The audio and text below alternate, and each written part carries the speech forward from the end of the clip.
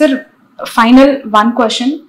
కాసేపటి క్రితమే AP home మినిస్టర్ని వైఎస్ సునీత గారు కలవడం జరిగింది వివేక హత్య కేసుకు సంబంధించి డెవలప్మెంట్స్ విషయంలో. ఎలా చూడాలి సార్ ఆ ఇష్యూ? ఫ్యామిలీ ఇష్యూ ఎప్పటికైనా సాల్వ్ అవుతుందని నమ్ముతారు? ఎందుకంటే మీరు చాలా ఫ్యామిలీకి దగ్గరగా ఉన్న సీనియర్ లీడర్. ఒకవైపు షర్మిల చేస్తున్న కమెంట్స్, ఒకవైపు సునీత చేస్తున్న అలిగేషన్స్ ని జగన్ గారు సార్ట్అవుట్ చేసే ఆలోచన ఏమైనా ఉందంటారు? మరి ఆయన ఆలోచన నాకు తెలియదు, కానీ వీరిద్దరూ కూడా ఈ మొదటి నుంచి కూడా జగన్ గారిని టార్గెట్ చేసి ఈ కేసును పైకి తీసుకొస్తా ఉన్నారు తప్ప వేరే ఆలోచన లేదు. జగన్ గారికి నష్టం జరిగే విధంగా మనం ఏది చేస్తే బాగుంటుంది అని ఆలోచన చేసి షర్మిల గారు కానీ సునీత కానీ చేస్తూ ఉన్నారు తప్ప ఈ కేసు మీద వారికంటే ఎక్కువ శ్రద్ధ చంద్రబాబు నాయుడుకి ఉంది. చంద్రబాబు నాయుడు ప్రోద్బలంతోనే ఇవన్నీ కూడా సునీత కానీ తర్వాత షర్మిలమ్మ కానీ ఇద్దరు కూడా చేస్తూ ఉన్నారు. మరి ఇది వారి కుటుంబానికి సంబంధించిన విషయమైనా కూడా దీన్ని రాజకీయంగా రాష్ట్రమంతా కూడా ప్రజల్ని నమ్మించే విధంగా వాళ్ళు ప్రయత్నం చేస్తూ ఉన్నారు. ఇదంతా కూడా చంద్రబాబు నాయుడు స్కెచ్ తప్ప వేరే కాదు. ఓకే, ఖచ్చితంగా షర్మిల గారు వెనుక చంద్రబాబు నాయుడు గారు మాట్లాడే మాటలు కానీ ఆమె పబ్లిక్ మీటింగ్స్ లో చెప్పే విషయాలు కానీ ఇవన్నీ కూడా చంద్రబాబు దగ్గర నుంచి వచ్చేటే తప్ప సొంత ఆలోచన అనుకుందని నేను అనుకోవడం లేదు. సార్ మీరు చిత్తూరు జిల్లాకు చెందిన నాయకులు నిజంగానే టీటీడీని నిర్లక్ష్యం చేశారా? గత ప్రభుత్వ హయాంలో అనేక అవినీతి అక్రమాలు జరిగాయి. చివరికి స్వామివారి ఒక వజ్రపు ఉంగరం కూడా ఒక జడ్జికి గిఫ్ట్ గా జగన్ ఇచ్చారు అనే వార్త చాలా సంచలనం కలిగించింది. అలాంటి దుశ్చర్యకు ఎప్పుడు కూడా జగన్మోహన్ రెడ్డి గారు పాల్పడాడు. వారికి క్రిస్టియానిటీ మీద ఎంత ప్రేమ ఉందో అంతే ప్రేమ హిందూయిజం మీద కూడా ఉంది. హిందూయిజాన్ని గౌరవించేది కాదు, ఆయనకు భక్తి ఉంది. దేవాలయాలన్నీ కూడా సందర్శిస్తాడు, స్వాములందరినీ కూడా పీఠాధిపతులందరూ కూడా కలుస్తాడు. అదే కాకుండా మీరు చూశారు సుందరీకరణ పేరుతో అనేక దేవాలయాలన్నీ నేలమట్టం చేస్తే విజయవాడ పట్టణంలో అవన్నీ కూడా పునర్నిర్మించిన ఘనత జగన్మోహన్ రెడ్డి గారు. ఓకే, ఎమ్మెల్సీగా బొత్సగా నిలబెట్టారు. ఎలా ఉంటుంది సార్?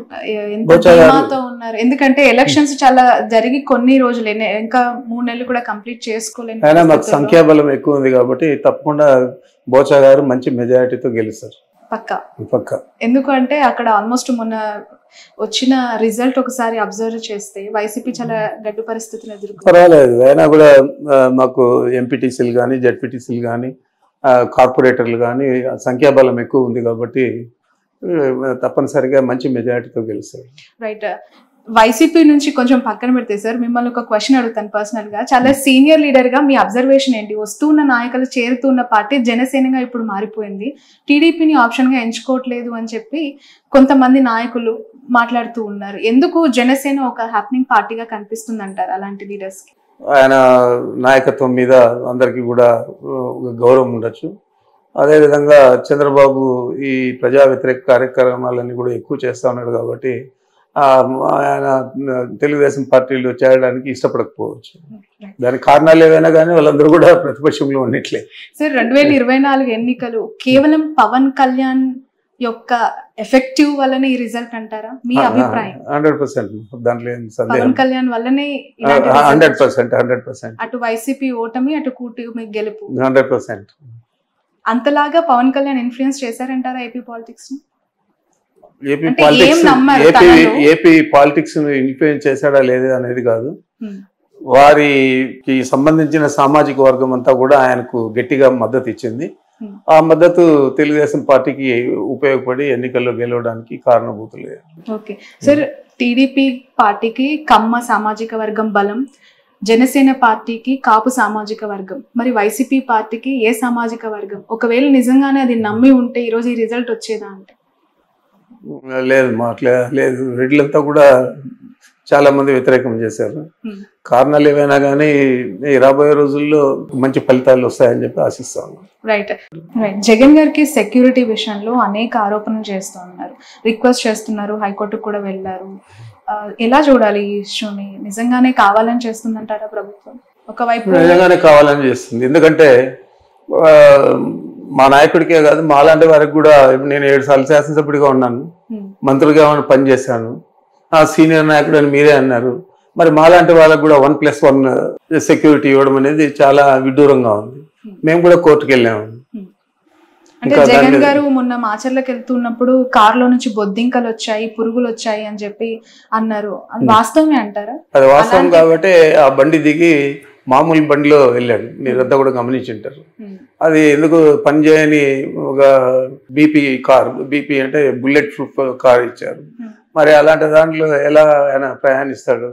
మరి అందుచేతే మామూలు వెహికల్లో వెళ్ళాడు, క్షేమంగానే తిరిగి వచ్చాడు. రైట్ సార్, ఈ రికార్డుల ధ్వంసానికి సంబంధించి అసలు ఎందుకు ఆ ఇష్యూని లేవనెత్తాల్సి వచ్చింది? నిజంగానే రికార్డుల ధ్వంసం అంటే రికార్డులు ధ్వంసం జరిగిండొచ్చు.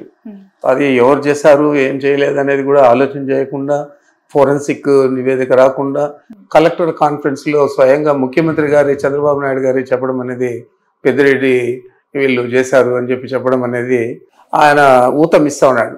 ఈ పెద్దిరెడ్డి మీద ఈ కేసు మోపండి అని చెప్పి. మరి ఆ విధంగా కాకుండా నేను ఒకటే అడుగుతా ఉన్నాను, రెవెన్యూ రికార్డ్స్ మిగతా డిపార్ట్మెంట్ల కంటే భిన్నంగా ఉంటాయి. తహసీల్దార్ ఆఫీసులో ఆ మండలానికి సంబంధించి ఉంటుంది, డివిజన్కి సంబంధించి ఆర్డీఓ ఆఫీసులో ఉంటాయి, జిల్లాకు సంబంధించి కలెక్టరేట్లో ఉంటాయి, రాష్ట్రానికి సంబంధించి గవర్నమెంట్లో ఉంటాయి. Same record. మరి ఈ మధ్య ఇంకా ఇవన్నీ పెట్టారు కాబట్టి కంప్యూటరైజేషన్ ఇవన్నీ కూడా వాటిలో కూడా నిక్షిప్తమై ఉంటాయి. మరి ఇవన్నీ తెలుసుకోకుండా అక్కడేదో జరిగిందని చెప్పి పోతే దాన్ని వాళ్ళే చెప్పారు, రీట్రీవ్ చేశాము, అన్ని రికార్డులు కూడా అక్షేమంగా ఉన్నాయని చెప్పి ప్రభుత్వమే చెప్పింది. మరి ఏమి కొంపలు మునిగాయని చెప్పి హెలికాప్టర్లు డీజీపీని పంపించి ఇదంతా చేశా అంటే డైవర్షన్ పాలిటిక్స్. రైట్.